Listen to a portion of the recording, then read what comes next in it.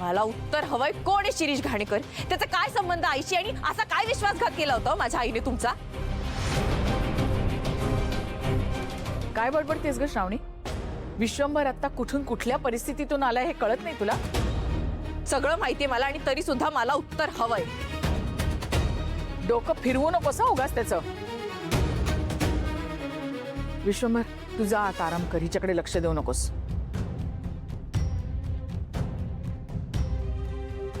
थांबा.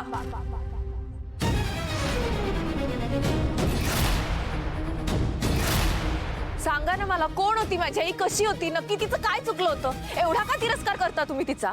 मी तुला याआधी सांगितलंय, मला या विषयावर तुझ्याशी बोलायचं नाहीये. त्या बाईचं नाव या घरामध्ये निघता कामा नये. पुन्हा एकदा सांगतोय, माझ्या सहनशक्तीचा अंत बघू नकोस. पण का? काय झालं होतं? मला तुझं काही ऐकून घ्यायचं नाहीये. ऐकावं लागेल. माझा प्रत्येक शब्द तुम्हाला आता ऐकून घ्यावा लागेल. नंदाक्का, हिला सांग माझ्या रागाचा पारा चढवू नकोस. श्रावणी, तुम्ही थांबा.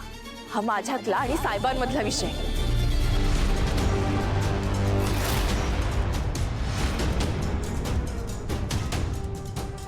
ज्या रागाचा परिणाम मी आयुष्यभर भोगत आली त्याचं कारण मला कळायलाच हवं. त्याशिवाय मी स्वस्थ बसणार नाहीये.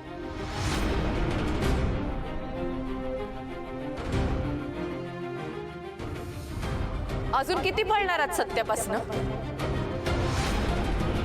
आता अजून एक सत्य मी सांगते तुम्हाला. मला पास करण्यासाठी आणि तुम्हाला अडकवण्यासाठी जे पैसे दिले गेले होते ना, ते ह्याच घरातनं दिले होते.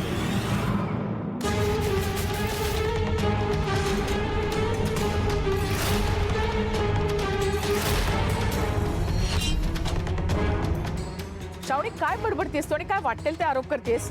पुराव्यासकट बोलते. ज्या न्यूजपेपर मध्ये गुंडाळून पैसे दिले गेले होते ना, तो न्यूजपेपर ह्याच घरातला होता.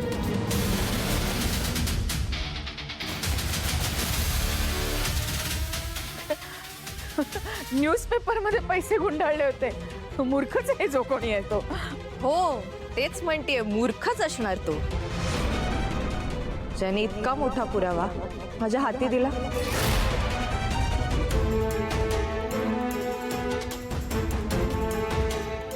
तू काय आरोप करतेस हे कळतंय का तुला? जरा तोंड बंद ठेव. विश्वंभर किती चिडलाय दिसत नाहीये तुला? तुझी बडबड थांबव श्रावणी.